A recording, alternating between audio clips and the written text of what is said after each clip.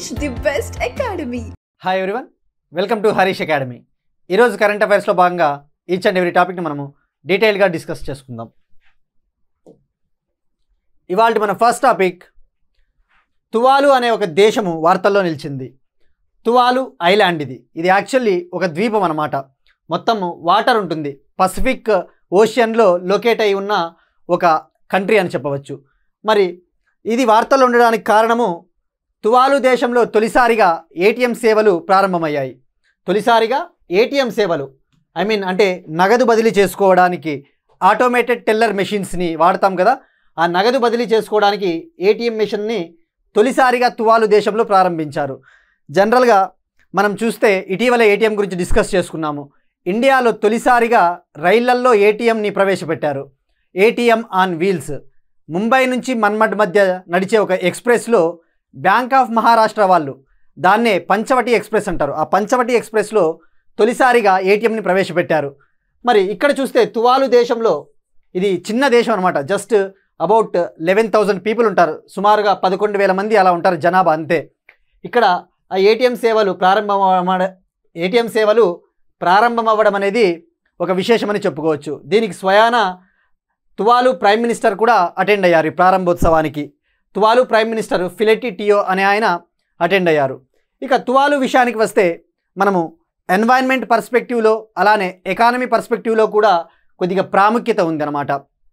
ఈ తువాలు అనేది Pacific ocean ఆ ఏరియాలో లొకేట్ అయ్యబడి ఉంటుంది. ఇక్కడ అబ్జర్వ్ చేస్తే మ్యాప్లో ఈ ఆస్ట్రేలియా ఉంది కదా, ఈ ఆస్ట్రేలియా ఈ ప్రాంతంలో, ఓసియానియా ప్రాంతంలో కొన్ని కంట్రీస్ ఉంటాయి. ఇక్కడ తువాలు అని, సోలోమన్ ఐలాండ్స్ అని, వనువాటు, ఫిజీ, సమోవా, కిరిబటి, ఈ పపువా న్యూగినియా, ఇలాంటివన్నీ కూడా ఏంటి అంటే ఇవి alliance of small island states అని అంటారు. క్లైమేట్ చేంజ్ని, ముఖ్యంగా వాతావరణ మార్పుల్ని ఎదుర్కోవడానికి ఈ చిన్న చిన్న దేశాలన్నీ, ఈ చిన్న చిన్న ద్వీపాలన్నీ కలిసి కూడా అలయన్స్ ఆఫ్ స్మాల్ ఐలాండ్ స్టేట్స్గా కూడా ఏర్పడ్డాయి అన్నమాట. అంటే వాళ్ళ హక్కులని పరిరక్షించుకోవడానికి, వాళ్ళ వాతావరణాన్ని పరిరక్షించుకోవడానికి alliance of small island states అని ఉంటుంది. ఇక్కడ ఎగ్జామ్లో ఎలా అడుగుతారంటే, అలయన్స్ ఆఫ్ స్మాల్ ఐలాండ్ స్టేట్స్లో ఏ ఏ దేశాలు వస్తాయంటే ఇటువంటి చిన్న చిన్న దేశాలన్నీ కూడా వస్తాయి. ఇక్కడ అబ్జర్వ్ చేస్తే టోంగా అనేది కూడా ఉంటుంది, న్యూజిలాండ్కి దగ్గరలో. టోంగా వోల్కెనో కూడా గతంలో ఎరప్ట్ అయింది, వోల్కెనో. ఇక అలానే తువాలు విషయానికి వస్తే ఇంకొక ప్రాముఖ్యత ఉంది. తువాలు ఆల్రెడీ సీ లెవెల్ రైజ్ అవ్వడం వల్ల, సముద్ర మట్టాలు పెరగడం వల్ల ఆల్మోస్ట్ 40% తువాలు రాజధాని మునిగిపోయిందట. ఆల్రెడీ సీ లెవెల్ రైజ్ అవ్వడం వల్ల తువాలు 40% మునిగిపోయింది. సో భవిష్యత్తులో ఇక కనుమరుగైపోతాయేమో, భవిష్యత్తులో ఇక ఈ సముద్ర మట్టం కనుక రైజ్ అయినట్టయితే మనము ఓవరాల్గా మునిగిపోవచ్చు అని చెప్పేసి వీళ్ళు ఏం చేస్తూ ఉన్నారంటే, ప్రపంచంలోనే తొలి డిజిటల్ నేషన్గా అవతరించాలని చెప్పేసి ప్లాన్స్ వేస్తూ ఉన్నారు. తొలి డిజిటల్ నేషన్ అంటే వీళ్ళు ఏం చేస్తారంటే, ఈ డిజిటల్ నేషన్లో భాగంగా ఒకవేళ భవిష్యత్తులో ఈ దేశం అనేది కనుమరుగైపోయినా, ఫర్ ఎగ్జాంపుల్ మనం చెప్పుకుంటూ ఉంటాం ద్వారకా సిటీ, ద్వారకా అనేది ఒకప్పుడు ఉండింది కానీ అది సముద్రంలో మునిగిపోయిందని చెప్పేసి. సో అలా భవిష్యత్తులో ఈ తువాలు దేశం అనేది మునిగిపోయినప్పటికీ కూడా వీళ్ళు ఏం చేయబోతా ఉన్నారంటే, ముందుగానే వర్చువల్ రియాలిటీ సహాయంతో, మెటావర్స్ ప్లాట్ఫామ్ అంటారు కదా, మనం డిస్కస్ చేసుకున్నాం ఆల్రెడీ. ఆ వర్చువల్ రియాలిటీ సహాయంతో ఏం చేయబోతా ఉన్నారంటే 3D రూపంలో ఈ దేశ ప్రకృతి అందాలను, ఈ దేశ ప్రజల జీవన శైలిని రికార్డు చేయబోతా ఉన్నారనమాట. తద్వారా భవిష్యత్తులో ఇతర దేశాల ప్రజలకి చూడవచ్చు అనమాట తువాలు దేశం ఒకప్పుడు ఎలా ఉండింది అని చెప్పేసి. సో ఇక్కడ గుర్తుపెట్టుకోవాల్సింది, వరల్డ్లో ఫస్ట్ డిజిటల్ నేషన్గా కూడా ఏది అవతరించబోతా ఉంది అంటే తువాలు. సో ఇది మనకు తువాలు గురించి. నెక్స్ట్ వన్, ఇండియా జపాన్ రిలేషన్స్కి సంబంధించి ఒకటి వార్తల్లో నిలిచింది. జపాన్ వాళ్ళు భారతదేశంలోని హై స్పీడ్ రైలు ప్రాజెక్ట్, ముంబై అహ్మదాబాద్ బుల్లెట్ రైలు ప్రాజెక్టు పరీక్ష కోసము జపాన్ వాళ్ళు తమ దేశానికి చెందిన అత్యాధునికమైన అలానే అత్యంత వేగమైన హై స్పీడ్ రైళ్లను భారతదేశానికి గిఫ్ట్గా ఇవ్వబోతా ఉందన్నమాట. ఆ ట్రయల్ రన్ కోసం అనమాట. ఆ ముంబై అహ్మదాబాద్ బుల్లెట్ రైలు, ఆ కారిడార్ నిర్మిస్తారు కదా, ఆల్రెడీ నిర్మిస్తూ ఉన్నారు, ఇంకా అది కంప్లీట్ అవ్వలేదు. 2030 కల్లా కంప్లీట్ అవ్వచ్చు అని చెప్పేసి ఆ ప్రాజెక్టు. సో ఆ ట్రయల్ రన్ కోసము జపాన్ వాళ్ళు తమ దేశానికి చెందిన 2 షింకన్సెన్ రైల్స్ అని, షింకన్సెన్ అనే 2 బుల్లెట్ ట్రైన్స్ని గిఫ్ట్గా ఇచ్చింది భారతదేశానికి. షింకన్సెన్ బుల్లెట్ ట్రైన్స్ అన్నమాట.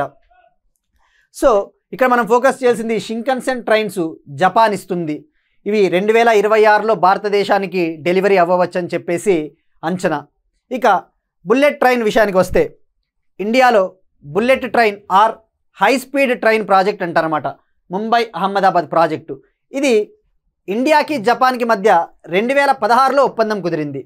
2016లో భారత ప్రధానమంత్రి నరేంద్ర మోడీ గారు, అప్పటి జపాన్ ప్రధానమంత్రి షింజో అబే గారి మధ్య ఒక ఒప్పందం కుదిరిందనమాట. ఆ ఒప్పందంలో భాగంగా జపాన్ మనకి సాంకేతికత బదిలీ, టెక్నాలజీ ట్రాన్స్ఫర్ చేస్తుందన్నమాట. ఇక్కడ మనము స్టాటిక్ పాయింట్ ఆఫ్ వ్యూలో కొద్దిగా తెలుసుకోవాల్సింది హై స్పీడ్ రైలు, అలానే సెమీ హై స్పీడ్ రైల్స్ గురించి తెలుసుకోవాలి. హై స్పీడ్ రైల్స్ వచ్చేసి ఇండియాలో Mumbai Ahmedabad bullet trains.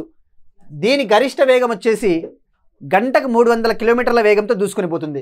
320 km/h అన్నమాట. ఇది వన్స్ కంప్లీట్ అయిన తర్వాత జపాన్కు చెందిన అత్యాధునికమైన E10 బుల్లెట్ ట్రైన్స్ని ఈ కారిడార్ గుండా నడపబోతా ఉన్నారు. ఇది హై స్పీడ్ రైల్ ప్రాజెక్టు. ఇక ఇండియాలో వందే భారత్ ఎక్స్ప్రెస్ ప్రాజెక్ట్ కూడా ఉంది. వందే భారత్ ఎక్స్ప్రెస్లు సెమీ హై స్పీడ్ రైల్స్ అని చెప్పవచ్చు. వందే భారత్ ఎక్స్ప్రెస్లని సెమీ హై స్పీడ్ రైల్స్ అని చెప్పవచ్చు. మరి వీటి గరిష్ట వేగం వచ్చేసి గంటకు 180 కిలోమీటర్ల వేగంతో దూసుకొని పోతాయి.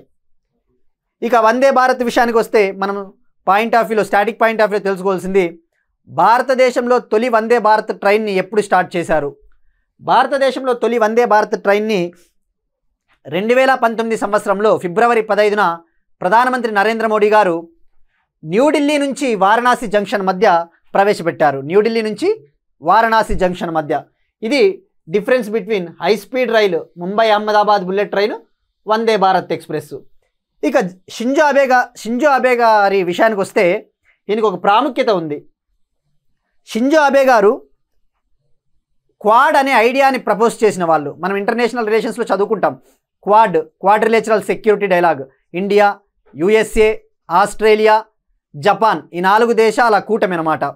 ఆ క్వాడ్ అనే ఐడియాను, ఆ ఆలోచనని షింజో అబే గారు భారతదేశానికి 2007లో అందించారు ఐడియాని. సో క్వాడ్ ఆలోచన రూపకర్త అంటే షింజో అబే గారు.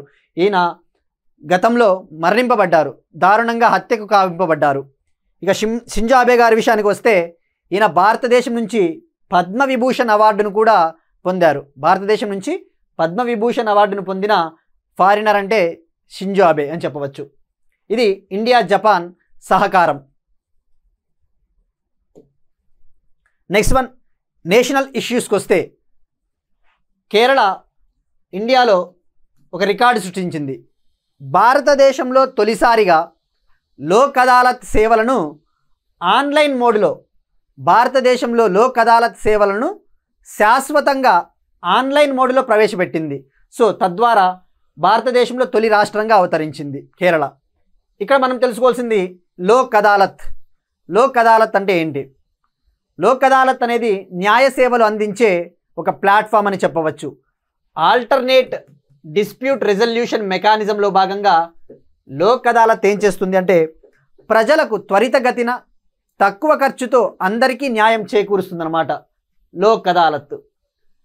జనరల్గా ఇండియాలో కేసులు పెరిగిపోతూ ఉన్నాయి, రైజ్ అవుతూ ఉన్నాయి. ముఖ్యంగా సివిల్ కోర్టుల్లో చూస్తే కేసుల బర్డెన్ పెరిగిపోతూ ఉంది.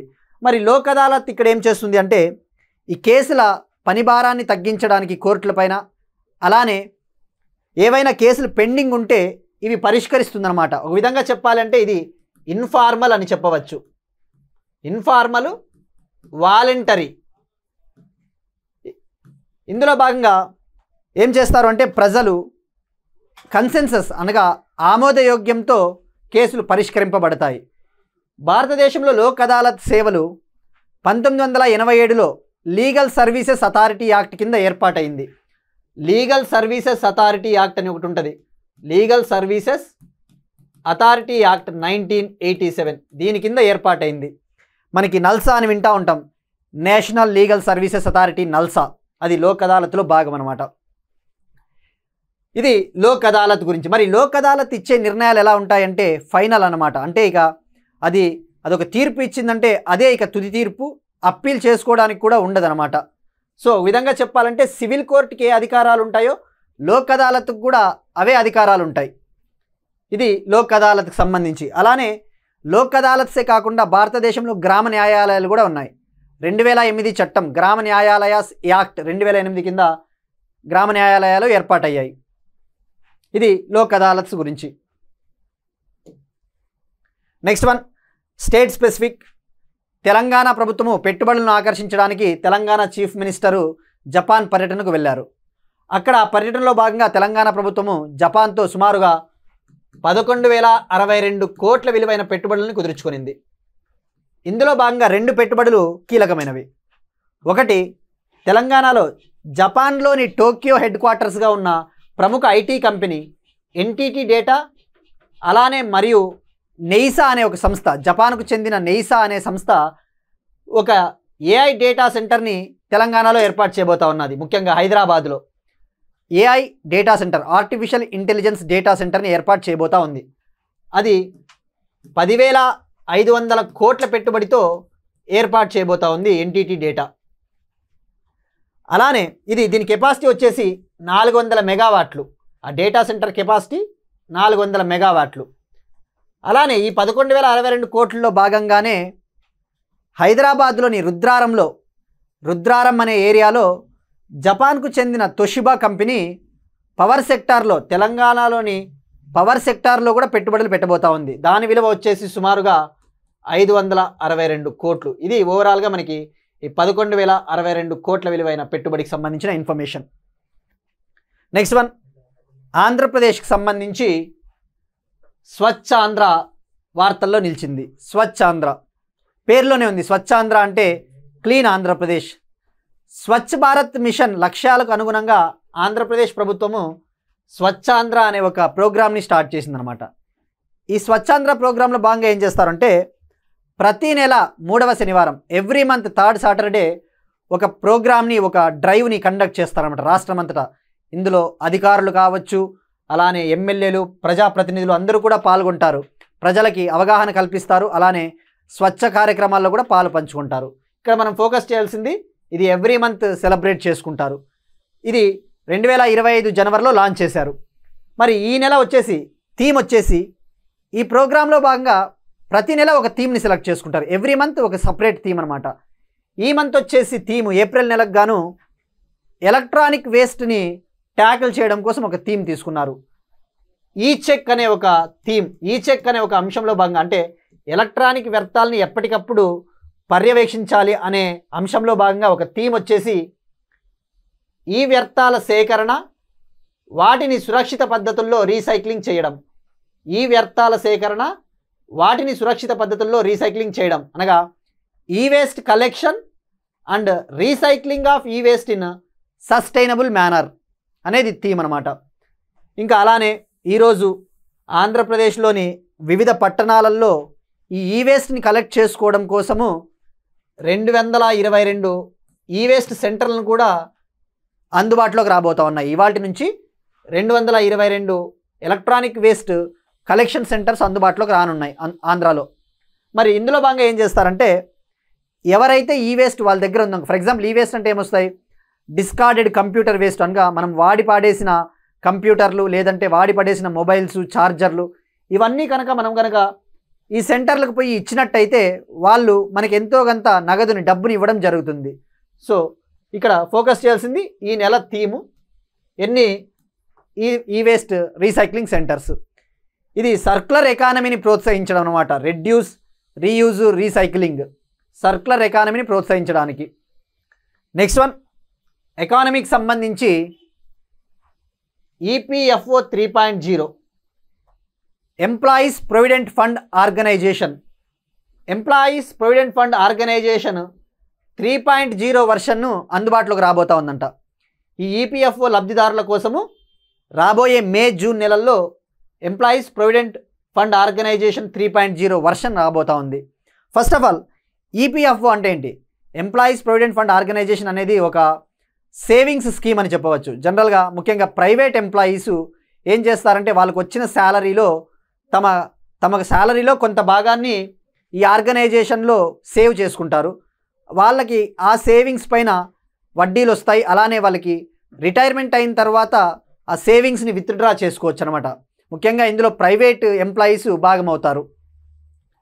సో దీంట్లో వచ్చేసి కంట్రిబ్యూట్ చేసేది బోత్ ఎంప్లాయీస్ ఉద్యోగులు, అలానే ఎంప్లాయర్స్ ఉద్యోగం కల్పించే వాళ్ళు కూడా తమ తమ వంతున ఇందులో కంట్రిబ్యూట్ చేయడం జరుగుతుందన్నమాట.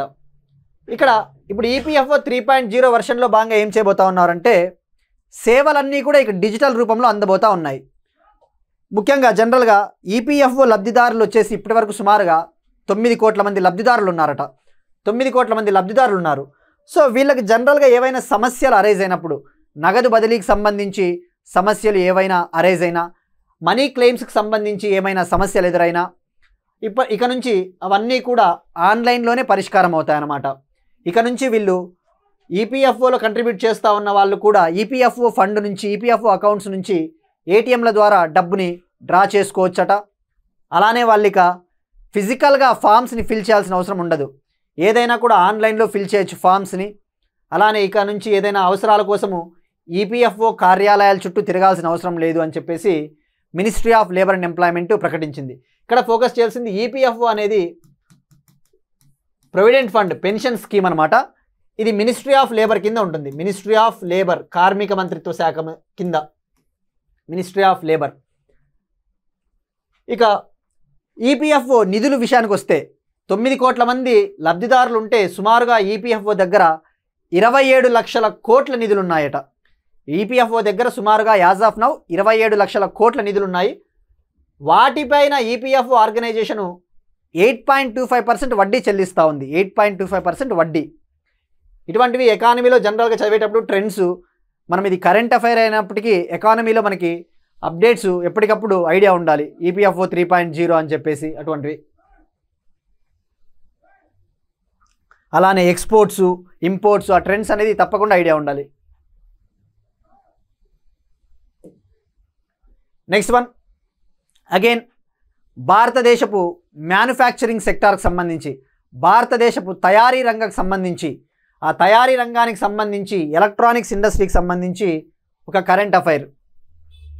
ఇండియాలో మొట్టమొదటి స్వదేశీయంగా అభివృద్ధి చేయబడిన ఆర్టిఫిషియల్ ఇంటెలిజెన్స్ సర్వర్ని ప్రారంభించారు. Union electronics and IT minister Ashwini Vaishnaw గారు హర్యానాలోని మనేసర్లో భారతదేశపు మొట్టమొదటి స్వదేశీ ఆర్టిఫిషియల్ ఇంటెలిజెన్స్ సర్వర్ని లాంచ్ చేశారనమాట. ఇది ఏఐ సర్వర్, పేరులోనే ఉంది. సర్వర్ అంటే ఇది కంప్యూటింగ్ ఇన్ఫ్రాస్ట్రక్చర్కి సంబంధించినది, కంప్యూటింగ్ మౌలిక వసతులకు సంబంధించినది. దీని ముఖ్య ఉద్దేశం ఏంటంటే ఇది వేగంగా పనిచేస్తుంది. ఏదైనా కంప్యూటింగ్ స్పీడ్స్ చాలా వేగంగా ఉంటుంది. ఎందుకంటే ఇది గ్రాఫిక్స్ ప్రాసెసింగ్ యూనిట్స్ ఆధారంగా పనిచేస్తుంది. జనరల్గా సిపియులు, కంప్యూటర్ ప్రాసెసింగ్ యూనిట్స్, సిపియు ఆధారంగా, కానీ ఇది అడ్వాన్స్డ్ వర్షన్ అనమాట. గ్రాఫిక్స్ ప్రాసెసింగ్ యూనిట్స్ ఆధారంగా పనిచేస్తుంది. ఇందులో 8 జీపీయూలు అరేంజ్ చేయబడ్డాయి. ఈ ఇండిజీనస్ ఏఐ సర్వర్లో 8 గ్రాఫిక్స్ ప్రాసెసింగ్ యూనిట్స్ని అమర్చినారు. దీనికి వచ్చేసి పేరు ఈయన ఆదిపోలి అని పేరు పెట్టారు. ఆదిపోలి అంటే మలయాళీ లాంగ్వేజ్లో, మలయాళం భాషలో ఆదిపోలి అంటే సూపర్బ్, ఫెంటాస్టిక్, మార్వెలస్ అని, సూపర్ అని అర్థం అనమాట. సో గుర్తుపెట్టుకోవాల్సింది ఆదిపోలి అనే పేరు భారతదేశపు తొలి స్వదేశీ ఏఐ సర్వర్. ఇక జీపీయూస్ మనం ఆల్రెడీ డిస్కస్ చేసుకున్నాం. ఇండియా ఏఐ మిషన్లో భాగంగా సుమారుగా 10,000 జీపీయూలను ఇన్స్టాల్ చేయబోతా ఉన్నారని చెప్పేసి. ఇది భారతదేశపు మొట్టమొదటి స్వదేశీ ఏఐ సర్వర్. ఇక ఎలక్ట్రానిక్స్ ఇండస్ట్రీ విషయానికి వస్తే, ఎందుకంటే ఇది భారతదేశపు ఎలక్ట్రానిక్ ఇండస్ట్రీకి సంబంధించిన ఘనత అని చెప్పవచ్చు. ఎలక్ట్రానిక్స్ ఇండస్ట్రీ విషయానికి వస్తే భారతదేశంలో యాజ్ ఆఫ్ నౌ మన ఎలక్ట్రానిక్స్ ఇండస్ట్రీ వాల్యూ ఎంత ఉందో తెలుసుకోవాలి. అలానే దాని ఎగుమతుల విలువ ఎంత ఉందో తెలుసుకోవాలి. యాజ్ ఆఫ్ నౌ భారతదేశపు ఎలక్ట్రానిక్ ఇండస్ట్రీ తయారీ రంగం విలువ, ఎలక్ట్రానిక్స్ తయారీ విలువ సుమారుగా 11 లక్షల కోట్లు. సుమారుగా 11 లక్షల కోట్లంట. గత 10 ఏళ్లలో భారత ఎలక్ట్రానిక్స్ తయారీ వ్యవస్థ 5 రెట్లు పెరిగి 11 లక్షల కోట్లకు చేరుకునింది. ఇక ఎలక్ట్రానిక్స్ రంగానికి సంబంధించిన ఎక్స్పోర్ట్స్, ఎగుమతుల విషయానికి వస్తే గత 10 ఏళ్లలో 6 రెట్లు పెరిగినాయి ఎలక్ట్రానిక్స్ ఎగుమతులు. ఆ ఎలక్ట్రానిక్స్ ఎక్స్పోర్ట్స్ విలువ వచ్చేసి 3.25 లక్షల కోట్లకు చేరుకునిందట. 3.25 లక్షల కోట్లు.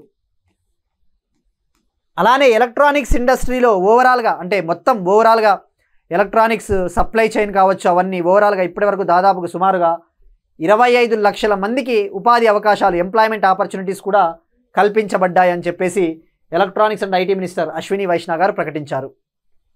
ఇక electronics component manufacturing scheme we already discussed about it. Recently electronics and IT ministry electronics విడిభాగాల తయారీ కోసము ఎలక్ట్రానిక్స్ కాంపోనెంట్ మ్యానుఫ్యాక్చరింగ్ స్కీమ్ పేరిట 22,919 కోట్ల పెట్టుబడితో ఆమోదం తెలిపింది. Electronics component and manufacturing scheme. So ఇది ఎలక్ట్రానిక్స్ ఇండస్ట్రీ గురించి, స్వదేశీ ఏఐ సర్వర్ గురించి. మీరు అబ్జర్వ్ చేస్తే యూపీఎస్సీ లాంటి ఎగ్జామ్స్లో కావచ్చు, లేదంటే గ్రూప్ 2 ఎగ్జామ్స్లో ఎలా అడుగుతాడు అంటే ఫ్యాక్ట్స్వి అడుగుతాడు డైరెక్ట్గా. స్వదేశీ ఏఐ సర్వర్ పేరేమని అడగొచ్చు, అలానే ఎలక్ట్రానిక్స్ ఇండస్ట్రీ గురించి స్టేట్మెంట్స్ ఇవ్వచ్చు. భారతదేశంలో ఎంత ఎగుమతులు ఉన్నాయి, ఎంత వాల్యూ ఉందని చెప్పేసి ముఖ్యంగా ఎకానమీలో ఇవి అడుగుతాడు. ఇండస్ట్రియల్ సెక్టార్లో గ్రూప్ 1 లాంటి ఎగ్జామ్స్లో, అటువంటి ఎగ్జామ్స్లో. ఇప్పుడు క్వశ్చన్ చూద్దాం. మనము ఎస్టర్డే 3D ప్రింటింగ్ గురించి తెలుసుకున్నాం. ఆ 3D ప్రింటింగ్కి సంబంధించినది ప్రపంచంలోనే మొట్టమొదటి 3D ప్రింటెడ్ రాకెట్ ఇంజన్ను ప్రారంభించిన ఐఐటి ఆధారిత స్పేస్ స్టార్టప్ ఏది? ప్రపంచంలోనే ఒక ఐఐటికి చెందిన ఒక space startup world's first 3D printed rocket ఇంజన్ని డెవలప్ చేసింది. ఆ స్పేస్ స్టార్టప్ పేరేది? అది ఏ ఐఐటికి చెందినది? అలానే ఆ 3D printed rocket engine name ఏంటి? What is the name of that 3D printed rocket engine? మనకి 3D ప్రింటింగ్ అనేది చాలా వార్తల్లో ఎక్కువగా ఉంది. సో ఇలాంటి క్వశ్చన్స్ని ఎక్స్పెక్ట్ చేయడానికి కూడా స్కోప్ ఎక్కువగా ఉంటుంది. So try to answer for this question. ఇక నిన్నటి క్వశ్చన్ విషయానికి వస్తే, మనం నిన్న అడిగినది ఒక వ్యక్తికి సంబంధించి. ప్రపంచంలో తొలిసారిగా వైకల్యంతో కూడిన తొలి మానవుడు రోదసీలోకి ఎంటర్ కాబోతా ఉన్నాడు. అతని పేరు. దానికి ఆన్సర్ వచ్చేసి చాలామంది ఆన్సర్ చేయడంలో ఫెయిల్ అయ్యారు, ఎందుకంటే అది 2 months బ్యాక్ క్వశ్చన్. దానికి ఆన్సర్ వచ్చేసి జాన్ మెక్ఫాల్, యూకేకి చెందిన ఒక పారాలింపియన్ అనమాట. అతను పారా అథ్లెట్, అలానే Paralympian John McFall. Next one again ఎకానమీకి సంబంధించి ట్రెండ్స్. గోల్డ్ ఇంపోర్ట్స్కి సంబంధించి ఇండియాలో గోల్డ్ ఇంపోర్ట్స్ రైజ్ అవుతూ ఉన్నాయి. ముఖ్యంగా వాల్యూ రైజ్ అవుతూ ఉంది. గోల్డ్కి డిమాండ్ ఏమాత్రం తగ్గట్లేదట. సో అదేమని చెప్తా ఉందంటే, ఇండియన్ రిపోర్టు గత ఆర్థిక సంవత్సరంలో అనగా 2024-25 ఆర్థిక సంవత్సరంలో గోల్డ్ ఇంపోర్ట్స్ బంగారు దిగుమతులు సుమారుగా 5 లక్షల కోట్లకు చేరుకున్నాయట. ఇక్కడ మనం ఇటువంటివి చదివేటప్పుడు ఫోకస్ చేయాల్సింది ఎకానమీ పాయింట్ ఆఫ్ వ్యూలో ట్రెండ్స్ ఎలా లైక్ గోల్డ్ ఇంపోర్ట్స్ వాల్యూమ్ ఎంత పెరిగింది అంటే పరిమాణము, మనం దిగుమతి చేసుకుంటా ఉన్న బంగారము పెరిగిందా తగ్గిందా తెలుసుకోవాలి. అలానే మనం దిగుమతి చేసుకుంటా ఉన్న బంగారపు విలువ ఎంత ఉంది, వాల్యూ, అట్లా 2 యాంగిల్స్లో ఫోకస్ చేయాలి. ఇక్కడ డైరెక్ట్గా 2023-24 సంవత్సరంలో ఇండియా సుమారుగా 795.3 టన్నుల బంగారాన్ని దిగుమతి చేసుకునింది. 2023-24 ఆర్థిక సంవత్సరంలో 795.3 టన్నుల బంగారాన్ని దిగుమతి చేసుకునింది. అది 2024-25 సంవత్సరంకి వచ్చేసరికి 757 టన్నులు దిగుమతి చేసుకునింది. అంటే ఏమర్థమవుతుంది ఇక్కడ? తగ్గింది. బంగారం దిగుమతి చేసుకుంటా ఉన్న పరిమాణం తగ్గింది, వాల్యూము, కానీ వాల్యూ పెరిగింది. ఎందుకంటే ధరలు పెరుగుతూ ఉన్నాయి. బంగారం ధర పెరగడం వల్ల దాని వాల్యూ పెరిగింది. ఇప్పుడు దాని విలువ విషయానికి వస్తే 2023-24లో సుమారుగా $45.5 బిలియన్ల గోల్డ్ ఇంపోర్ట్స్ మనము దిగుమతి చేసుకుంటే 2024-25 సంవత్సరంకి వచ్చేసరికి $58 బిలియన్ విలువైన బంగారు దిగుమతులు మనము ఇంపోర్ట్ చేసుకున్నాం. ఇది మనకి డేటా. సో ఎలా అడుగుతాడంటే ఇండియాస్ ఎక్స్టర్నల్ సెక్టార్, మనకి ఎకానమీలో ఇండియాస్ ఎక్స్టర్నల్ సెక్టార్ ఉంటుంది. స్టేట్మెంట్స్ ఇవ్వచ్చు. India's gold imports are persistently rising in terms of volume. Option B వచ్చేసి India's gold imports value is declining in terms of value, అట్లా అడగవచ్చు. So ఈ numbers రాసుకోండి, update చేసుకోండి. ముఖ్యంగా ఎకానమీ నోట్స్లో అప్డేట్ చేసుకుంటే మంచిది. ఇక మనం తెలుసుకోవాల్సింది, ఇండియా ఏ కంట్రీ నుంచి అత్యధికంగా గోల్డ్ని దిగుమతి చేసుకుంటా ఉంది? మన టోటల్ ఇంపోర్ట్స్లో భారతదేశపు మొత్తం దిగుమతుల్లో బంగారపు వాటా ఎంత? భారతదేశపు మొత్తం బంగారపు దిగుమతుల్లో అత్యధికంగా మనము సింగపూర్ నుంచి ఇంపోర్ట్ చేసుకుంటా ఉన్నాం. భారతదేశపు మొత్తం బంగారు దిగుమతుల్లో 40% దిగుమతులు సింగపూర్ నుంచి వస్తూ ఉన్నాయి. సో ఫస్ట్ ప్లేస్లో సింగపూర్ ఉంది. Our largest golds importing country వచ్చేసి సింగపూర్ అనమాట. సెకండ్ ప్లేస్లో యుఏఈ ఉంది. సెకండ్ ప్లేస్లో యుఏఈ నుంచి భారతదేశం అత్యధికంగా గోల్డ్ని దిగుమతి చేసుకుంటా ఉంది. థర్డ్ ప్లేస్లో సౌత్ ఆఫ్రికా ఉంది. ఇక భారతదేశపు మొత్తం దిగుమతుల్లో కంట్రీస్ టోటల్ ఇంపోర్ట్స్లో గోల్డ్ వాటా బంగారపు వాటా వచ్చేసి 8% ఉందట. బంగారపు వాటా 8%. ఇది గోల్డ్ ఇంపోర్ట్స్కి సంబంధించి. సో స్క్రీన్ షాట్ తీసుకునే వాళ్ళు కూడా తీసుకోవచ్చు. నెక్స్ట్ వన్, ఎన్వైరన్మెంట్ అండ్ బయోడైవర్సిటీకి సంబంధించిన ఒక కరెంట్ అఫైర్. మనం ఆల్రెడీ ప్రాజెక్ట్ చీతా గురించి ఇటీవల డిస్కస్ చేసుకున్నాము. మధ్యప్రదేశ్లోని కూనో నేషనల్ పార్క్ నుంచి అదే మధ్యప్రదేశ్లోని గాంధీ సాగర్ శాంక్చురీకి కూనో నుంచి గాంధీ సాగర్కి చీతాలని రీలొకేట్ చేయాలని చెప్పేసి కేంద్రం అనుమతి ఇచ్చిందని చెప్పేసి తెలుసుకున్నాం. ఇప్పుడు ఈ ప్రాజెక్ట్ చీతాలోనే భాగంగా ఆఫ్రికా దేశమైన బోట్స్వానా నుంచి భారతదేశము 8 చిరుతలను మనము తీసుకురాబోతా ఉన్నాము. 2 దశల్లో తీసుకురాబోతా ఉన్నాము. 2 దశల్లో 8 చిరుత పులులు, 8 చీతాస్. మొదటి దశలో భాగంగా మే 2025 నెలలో 4 చీతాలని మనము తీసుకురాబోతా ఉన్నాం. సో గుర్తుపెట్టుకోండి, బోట్స్వానా. ఇప్పుడు అంటే ఇప్పటి వరకు మనం ఫోకస్ చేయాల్సింది ఓవరాల్గా ఇప్పటి వరకు మనము నమీబియా నుంచి 8 చీతాలు తెచ్చుకున్నాము 2022లో. సౌత్ ఆఫ్రికా నుంచి 2023లో 12 చీతాలను తెచ్చుకున్నాము. ఇప్పుడు బోట్స్వానా నుంచి 8 చీతాలను తెచ్చుకోబోతా ఉన్నాం. అలానే భారతదేశము కెన్యాతో కూడా ఒప్పందాలు చేసుకుంటా ఉంది. కెన్యాతో కూడా చర్చలు చేస్తూ ఉంది, ఆఫ్రికా దేశమైన కెన్యాతో. ఎందుకంటే కెన్యా నుంచి కూడా చిరుతల్ని దిగుమతి చేసుకోవాలని చెప్పేసి. సో ఇంకొద్దిగా ప్రిసైజ్గా పోవాలి అంటే, మనము టు ద పాయింట్ పోవాలి అంటే, ప్రాజెక్ట్ చీతా ఇది 2022 సెప్టెంబరు. నమీబియా నుంచి 2022లో 8 చీతాలు తెచ్చామని చెప్పేసి డిస్కస్ చేసాం. అయితే 8 చీతాల్లో 5 ఫీమేల్స్, 5 ఆడ చిరుతలు, 3 మగ చిరుతల్ని మనము తెచ్చుకున్నాం నమీబియా నుంచి. ఇది ఎందుకు చెప్తున్నాము, ఎందుకు ఇట్లాంటివి ఫోకస్ చేయాలంటే, 2023 ఏపీ గ్రూప్ 1లో ఒక క్వశ్చన్ అడిగాడు. ఈ చీతా రీలొకేషన్ ప్రాజెక్ట్ సంబంధించి వాడు నమీబియా నుంచి తెచ్చుకున్న చిరుతల్లో ఎన్ని ఆడ చిరుతలు ఉన్నాయి, ఎన్ని మగ చిరుతలు ఉన్నాయని చెప్పేసి కూడా స్టేట్మెంట్ ఇచ్చాడనమాట. సో మనము డెఫినెట్లీ కొద్దిగా డెప్త్గా చదవడానికి ప్రయత్నించాలి. ఇక సౌత్ ఆఫ్రికా నుంచి 12 చీతాలని చెప్పేసి డిస్కస్ చేసుకున్నాం. ఇది ప్రాజెక్ట్ చీతా గురించి. ఇక ప్రాజెక్ట్ చీతాని అమలు పరిచేది, ఎప్పటికప్పుడు పర్యవేక్షించేది నేషనల్ టైగర్ కన్జర్వేషన్ అథారిటీ. ఇక ఆఫ్రికన్ చీతా, దాని IUCN స్టేటస్ వచ్చేసి వల్నరబుల్. ఇది ప్రాజెక్ట్ చీతా గురించి. నెక్స్ట్ వన్, సైన్స్ అండ్ టెక్నాలజీకి సంబంధించి కరెంట్ ఇష్యూస్, ముఖ్యంగా జనరల్ సైన్స్కి సంబంధించి. ఇటువంటివి చాలా ఇంపార్టెంట్. ముఖ్యంగా SSC ఎగ్జామ్స్ ఇటువంటి వాళ్ళకి ఎవరికైనా కూడా పొల్యూషన్కి సంబంధించి కూడా ఇది భాగమని చెప్పవచ్చు. వరి ధాన్యంలో పెరుగుతా ఉన్న ఆర్సెనిక్ స్థాయిలట. అమెరికాకు చెందిన కొలంబియా యూనివర్సిటీ పరిశోధకులు ఒక రీసెర్చ్ చేశారు. ఆ రీసెర్చ్ ప్రకారము ఇండియాలో, ముఖ్యంగా సౌత్ ఏషియా దేశాల్లో, ఇండియా, బంగ్లాదేశు, వియత్నాము, నేపాలు, భూటాను ఇటువంటి దేశాల్లో పండించే వరిలో ఆర్సెనిక్ పెరిగిపోతూ ఉందంట. ఆర్సెనిక్ అనే ఒక మెటల్, ఆర్సెనిక్ అనే ఒక పొల్యూటెంట్, కాలుష్య కారకము, ఒక మెటల్, అది పెరిగిపోతూ ఉంది అని చెప్పింది. దానికి కారణము వాతావరణ మార్పులు, ఉష్ణోగ్రతలు, టెంపరేచర్స్ రైజ్ అవ్వడం వల్ల ఏమవుతా ఉంది, కార్బన్ డైఆక్సైడ్ ఉద్గారాలు పెరిగిపోతూ ఉన్నాయి.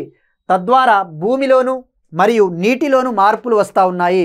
భూమిలో ఈ ఆర్సెనిక్ స్థాయిలు పెరిగిపోతూ ఉన్నాయి. తద్వారా వరి పండించినప్పుడు ఇది వరి పంటలోకి చేరుకుంటా ఉంది ఈ ఆర్సెనిక్ స్థాయిలు అని చెప్పేసి చెప్పింది. ఇక్కడ మనము ఫోకస్ చేయాల్సింది, ఈ ఆర్సెనిక్ స్థాయిలు పెరుగుతున్నాయని చెప్పిన వాళ్ళు అమెరికాకు చెందిన కొలంబియా యూనివర్సిటీ పరిశోధకులు.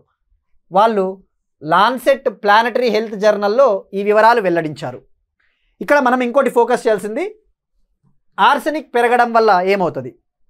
ఆర్సెనిక్ అనేది ఒక పొల్యూటెంట్ కాబట్టి ఆర్సెనిక్ పెరిగితే క్యాన్సర్స్ వస్తాయి, ముఖ్యంగా లంగ్ క్యాన్సర్లు అటువంటి క్యాన్సర్లు వస్తాయి ఆర్సెనిక్. ఇంకా ఏమని చెప్తా ఉందంటే 2050 నాటికి ఈ ఆసియా దేశాల్లో క్యాన్సర్ సమస్యలు అధికమవుతాయని చెప్పేసి చెప్తా ఉంది. ఇది అమెరికా స్టడీ వరి పంటకు సంబంధించి. మరి గతంలో మనము మార్చి నెలలో చూస్తే Indian council of medical research ICMR వాళ్ళు కూడా ఒక రిపోర్ట్ని విడుదల చేశారు. ముఖ్యంగా మహారాష్ట్ర ప్రాంతంలో ఎవరైతే గోధుమను పండిస్తూ ఉన్నారో, ఎవరైతే వీటిని పండిస్తూ ఉన్నారో ఆ వీట్ పంటలో ఆ గోధుమల్లో సెలీనియం లెవెల్స్ పెరిగిపోతూ ఉన్నాయి. సెలీనియం అనే ఒక పొల్యూటెంట్, ఒక మెటల్ సెలీనియం. ఆ సెలీనియం పెరిగిపోవడం వల్ల హెయిర్ లాస్ అవుతూ ఉంది, ఆ ప్రజలకి జుట్టు రాలిపోతూ ఉందని చెప్పేసి చెప్పింది. సో ఇక్కడ గుర్తుపెట్టుకోవాల్సింది ఐసీఎంఆర్ స్టడీ వచ్చేసి increased selenium levels in wheat Maharashtra ప్రాంతము.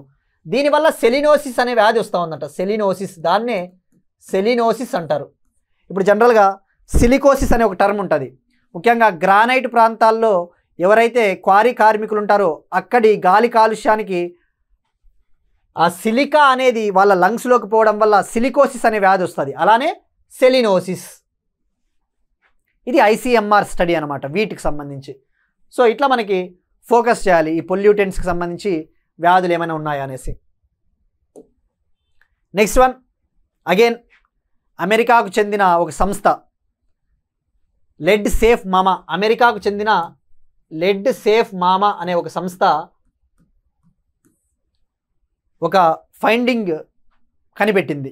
అదేంటంటే మనం వాడే పేస్ట్లలో పొల్యూటెంట్స్ ముఖ్యంగా మెటల్స్ పెరిగిపోతూ ఉన్నాయి. లెడ్ మెటలు, అలానే ఆర్సెనిక్, క్యాడ్మియము, మెర్క్యూరీ లాంటి మెటల్స్ ఉన్నాయట మనం దంతాలు తోముకునే పేస్ట్లో. మరి ఇక్కడ ఫోకస్ చేయాల్సింది వాళ్ళు 51 బ్రాండ్ని టెస్ట్ చేస్తే ఆ 51 బ్రాండ్లలో ఈ మెటల్స్ ఉన్నాయట. వీళ్ళు స్టడీ చేస్తే 90% మనం వాడే దంతాలకు వాడే పేస్ట్లో 90% పేస్టుల్లో లెడ్ ఉందట. 65% మనం వాడే టూత్ పేస్ట్లలో ఆర్సెనిక్ ఉందట. ఆర్సెనిక్ 45% మనం వాడే పేస్ట్లలో మెర్క్యూరీ ఉందని తేలింది. అలానే 33% మనం వాడే పేస్ట్లలో క్యాడ్మియం ఉందట. క్యాడ్మియం నాట్ ఓన్లీ పెద్దలే కాదు, చిన్నపిల్లలు వాడే గ్రీన్ పేస్ట్లు అంటారు కదా, చిన్నపిల్లలు వాడే పేస్ట్లలో కూడా ఈ మెటల్స్ ఉన్నాయని చెప్పి తేలింది. సో ఇక్కడ తెలుసుకోవాల్సింది లెడ్ పెరిగితే బాడీలోకి లెడ్ ఎంటర్ అయితే న్యూరలాజికల్ సమస్యలు వస్తాయి, బ్రెయిన్ ఇష్యూస్ వస్తాయి, న్యూరలాజికల్ సమస్యలు. ఆర్సెనిక్ పెరిగితే ఇందాక చెప్పినట్టు క్యాన్సర్ వస్తుంది. మెర్క్యూరీ కనుక మన బాడీలోకి ఎంటర్ అయితే ఒక న్యూరలాజికల్ డిజార్డర్, అంటే నరాల సమస్య, దానినే మినిమటా వ్యాధి అంటారు. మినిమటా అనే వ్యాధి వస్తుంది. M for mercury, M for Minamata అని గుర్తుపెట్టుకోండి. అదే క్యాడ్మియం అయితే కిడ్నీ సమస్య వస్తుంది. కిడ్నీ సమస్య. అలానే ఇటాయ్ అనే వ్యాధి, క్యాడ్మియం ఇటాయ్ అనే వ్యాధి వస్తుంది. సో ఇది మనకి ఓవరాల్గా పొల్యూటెంట్స్కి సంబంధించి. మీరు అబ్జర్వ్ చేస్తే 2017లో ఇండియన్ గవర్నమెంటు మ్యాగీ నూడిల్స్ తయారు చేసే సంస్థని బ్యాన్ చేసింది. దానికి కారణము వాళ్ళు తయారు చేస్తూ ఉన్న మ్యాగీలో లెడ్, అలానే మోనోసోడియం గ్లూటమేట్ అనే ఒక కెమికల్ ఉందట. మోనోసోడియం గ్లూటమేట్ అనే కెమికల్ ఉందని చెప్పేసి గతంలో మ్యాగీని బ్యాన్ చేసింది. అలానే 2019లో రాజస్థాన్లో చిన్నపిల్లలు వాడే షాంపూలో జాన్సన్ బేబీ షాంపూలో ఒక కెమికల్ ఫార్మాల్డిహైడ్ అనే ఒక కెమికల్ ఉన్నట్టు తేలింది రాజస్థాన్లో, జాన్సన్ బేబీ షాంపూలో. సో ఇలాంటివి జనరల్గా మీరు హిందూ పేపర్ చదివితే సైన్స్ పేజ్లో ఎక్కువగా కనబడతాయి. సైన్స్ రిపోర్టరు అటువంటి ఇష్యూస్లో, డౌన్ టు ఎర్త్ మ్యాగజైన్ అటువంటి మ్యాగజైన్స్లో ఎక్కువగా ఈ ఇష్యూస్ మనకి తెలుస్తూ ఉంటాయి. నెక్స్ట్ వన్ సైన్స్ అండ్ టెక్నాలజీకి సంబంధించి, స్పేస్ టెక్నాలజీకి సంబంధించి కన్యాకుమారిలో ఒక కొత్త అంతరిక్ష పార్కును ఏర్పాటు చేయబోతా ఉన్నారు. ఇస్రో చైర్మన్ నారాయణన్ గారు వెల్లడించారు. కన్యాకుమారి తమిళనాడులో ఉంది. అంతరిక్ష పార్క్ అంటే ఏమి లేదు, ఒక స్పేస్ సైన్స్ ఎగ్జిబిషన్ సెంటర్ అని చెప్పవచ్చు. Space science and technology park అనమాట. దీన్ని ఏర్పాటు చేయడం ద్వారా ఏమవుతుందంటే ప్రజలకి స్పేస్ టెక్నాలజీ పట్ల అవగాహన కల్పిస్తారనమాట. తద్వారా స్పేస్ రంగంపైన ఆసక్తిని పెంపొందిస్తారు. ఇది సుమారుగా 39 కోట్లతో ఏర్పాటు చేయబోతా ఉన్నారు. ఇది కన్యాకుమారి తమిళనాడుని గుర్తుపెట్టుకోండి. ఇక అలానే తమిళనాడు విషయానికి వస్తే గతంలో ప్రైమ్ మినిస్టర్ నరేంద్ర మోడీ గారు 2024 సంవత్సరంలో తమిళనాడులోని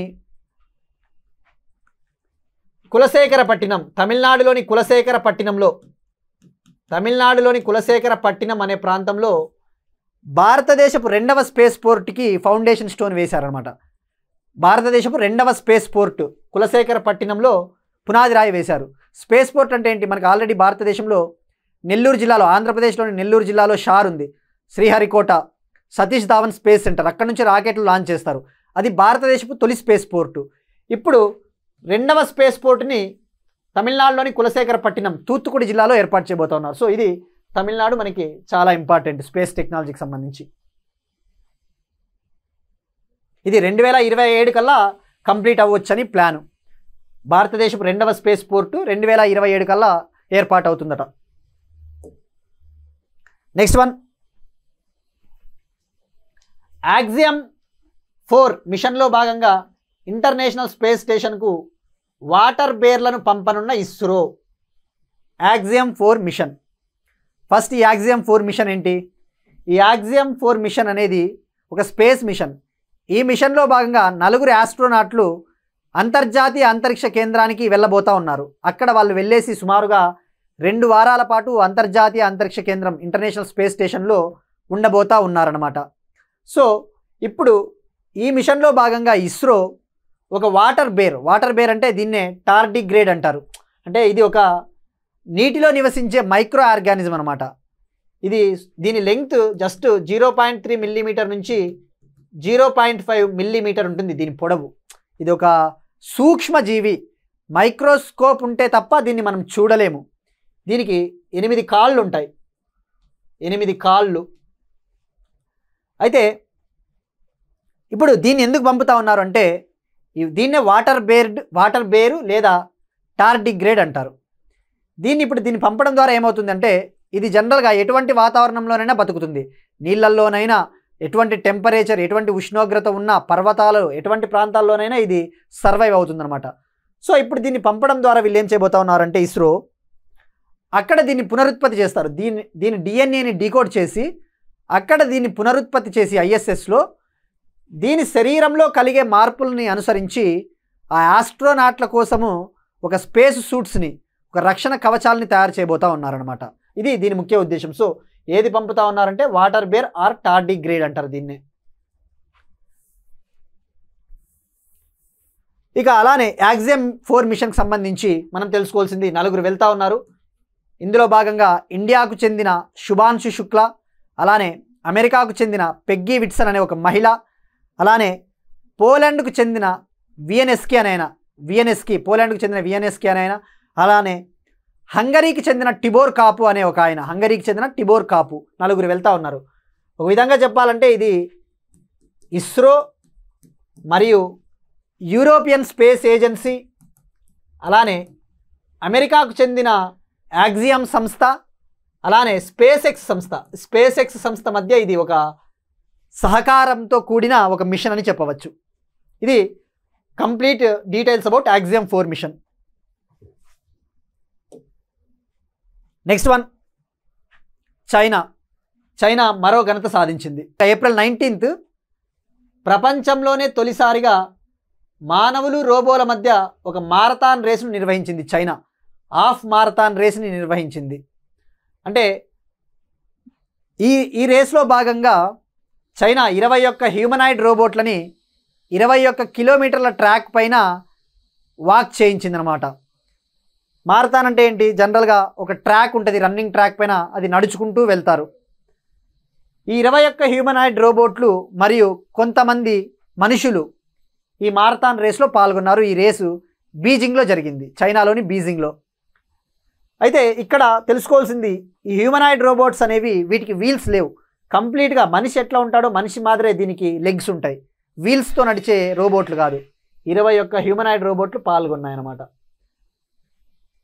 ఇక అలానే చైనా మరో ఒక ఘనత కూడా సాధించబోతా ఉంది. నెక్స్ట్ మంత్ ప్రపంచంలోనే తొలిసారిగా 2 హ్యూమనాయిడ్ రోబోట్ల మధ్య, ప్రపంచంలోనే తొలిసారిగా 2 హ్యూమనాయిడ్ రోబోట్ల మధ్య బాక్సింగ్ మ్యాచ్ను నిర్వహించబోతా ఉంది.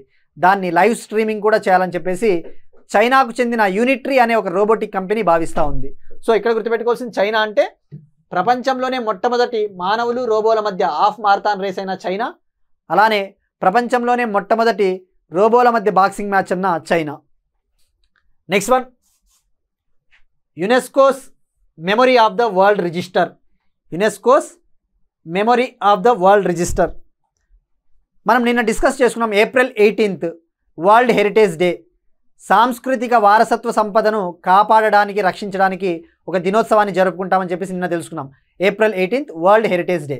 సో ఆ వరల్డ్ హెరిటేజ్ డేలో భాగంగా నిన్న UNESCO, United nations educational, scientific and cultural organisation memory of the world register అని ఒకటి ఉంటుంది. జనరల్గా యునెస్కోస్ వరల్డ్ హెరిటేజ్ లిస్ట్ ఎలా ఉంటుందో కట్టడాలని అందులో చేరుస్తారు కదా, అలానే యునెస్కోకి చెందిన memory of the world register ఉంటుందన్నమాట.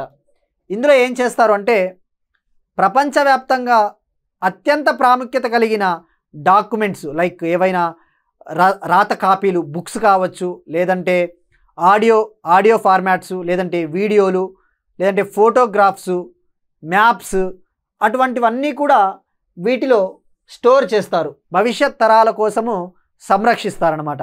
దీనినే memory of the world register అంటారు. భారతదేశం నుంచి 2కి చోటు దక్కింది ఈ సంవత్సరం. ఓవరాల్గా ఈ సంవత్సరము 74 డాక్యుమెంటరీల్ని సెలెక్ట్ చేసింది ప్రపంచవ్యాప్తంగా యునెస్కో. అందులో భారతదేశం నుంచి ప్రముఖ ఆధ్యాత్మిక గ్రంథము భగవద్గీత, అలానే నాట్యశాస్త్రం, ఇది మన తరతరాల నుంచి మనకు వస్తూ ఉన్న వారసత్వ సంపద. భరతముని అనే ఒక ఋషి రాసిన నాట్యశాస్త్ర, ఇవి 2కి చోటు దక్కింది ఈ సంవత్సరం. ఇది ఒక ఘనత అని చెప్పవచ్చు. ఇక ఓవరాల్గా ఇప్పటి వరకు ఈ UNESCO's memory of the world రిజిస్టర్లో 570 డాక్యుమెంటరీలు ఉన్నాయి. ఓవరాల్గా ఇప్పటి వరకు ప్రపంచవ్యాప్తంగా 570 ఉన్నాయి. అందులో వీటితో కలిపి భారతదేశం నుంచి 14 ఉన్నాయి. ఈ 2తో కలిపి కూడా 570 డాక్యుమెంటరీలు ప్రపంచవ్యాప్తంగా. ఇది మనకు UNESCO's memory of the world register. That's it. These are today's current affairs. మనం ఒకసారి క్విక్గా రీక్యాప్ చూద్దాం. తువాలు దేశంలో తొలిసారిగా ATM సేవలు ప్రారంభం. ముంబై అహ్మదాబాద్ బుల్లెట్ రైలు పరీక్ష కోసం జపాన్ షింకన్సెన్ ట్రైన్స్. తొలిసారిగా భారతదేశంలో లోక్ అదాలత్ సేవలను శాశ్వతంగా ఆన్లైన్ పద్ధతిలో ప్రారంభించిన కేరళ. తెలంగాణ జపాన్ పెట్టుబడుల ఒప్పందాలు. Swachh Andhra campaign in Andhra Pradesh. EPFO 3.0 version. భారతదేశపు మొట్టమొదటి స్వదేశీ AI సర్వర్ మనేసర్ హర్యానా. పెరుగుతా ఉన్న బంగారపు దిగుమతుల విలువ. 2 దశల్లో బోట్స్వానా నుండి చిరుతలను తీసుకురానున్న భారతదేశం. వరి ధాన్యంలో పెరుగుతున్న ఆర్సెనిక్ స్థాయిలు. మనం వాడే టూత్పేస్ట్లలో పెరుగుతూ ఉన్న లెడ్డు, ఇతరత్ర మెటల్స్. America study. కన్యాకుమారిలో కొత్త అంతరిక్ష పార్కు. యాక్సియం 4 మిషన్లో భాగంగా ఇంటర్నేషనల్ స్పేస్ స్టేషన్కు వాటర్ బేర్లను పంపనున్న ఇస్రో. ప్రపంచంలోనే తొలిసారిగా మానవులు రోబోల మధ్య హాఫ్ మారథాన్ రేసును నిర్వహించిన China. UNESCO's memory of the world రిజిస్టర్లో చోటు దక్కించుకున్న Bhagavad Gita, Natyashastra. That's it. These are today's current affairs and we'll meet you again tomorrow and thank you everyone.